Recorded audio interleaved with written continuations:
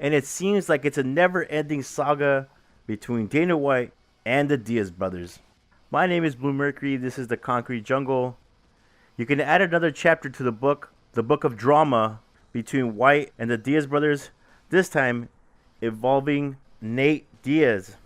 Nate was originally supposed to fight Dustin Poirier at UFC 230 on November 3rd. Poirier on October 9th officially pulled out of the fight due to an undisclosed injury. Later on that day, Nate Diaz was officially pulled from the UFC 230 card that was going to happen in Madison Square Garden. His fight with Dustin Poirier was never going to be the main event, simply because he wanted to fight, he didn't want to fight, the fight was on, the fight was off. Nate Diaz was unsure if he really wanted to step into the octagon at UFC 230, not because he was scared or he doesn't like to fight. For him, it was promotional issues and financial issues with the Ultimate Fighting Championship. And today, Nate Diaz asked for his release publicly from the UFC because of something that has to do with Khabib Nurmagomedov.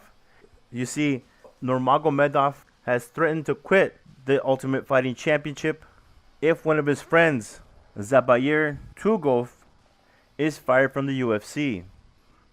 Tukhugov was actually involved in that UFC 229 post-fight brawl against Conor McGregor, and that's why this promotional company, the UFC, doesn't want to have anything to do with him.